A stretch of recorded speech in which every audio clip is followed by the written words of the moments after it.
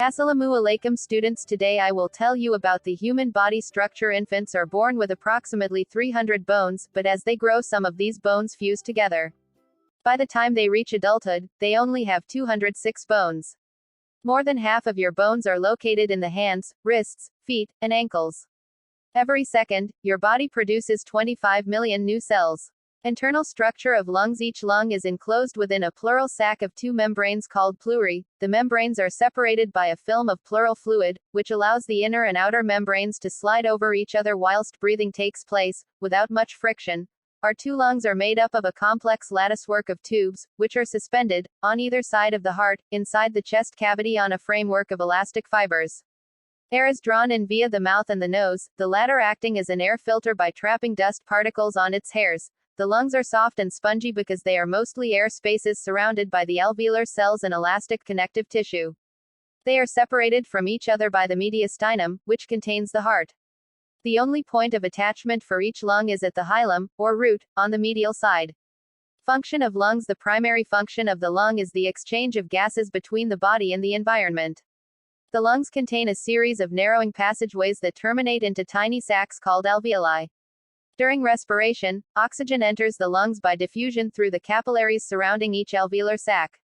Size of lungs. In the normal adult, the lungs weigh approximately 1000 g. Lung volume increases from about 250 milliliters at birth to 6000 milliliters in the adult.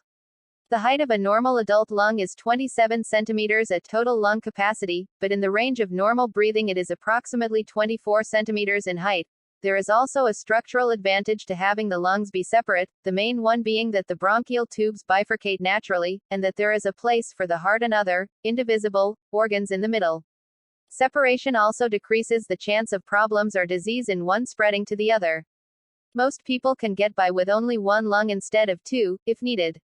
Usually, one lung can provide enough oxygen and remove enough carbon dioxide, unless the other lung is damaged. During a pneumonectomy, the surgeon makes a cut incision on the side of your body. From the windpipe to the lungs, if your complaint involves the lungs or any part of the respiratory system, a pulmonologist is the doc you want to solve the problem.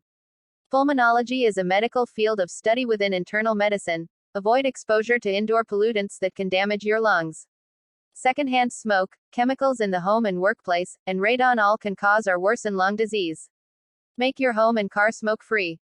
Lungs are very important for life, so we should take care of them. Aerobic activities like walking, running or jumping rope give your heart and lungs the kind of workout they need to function efficiently.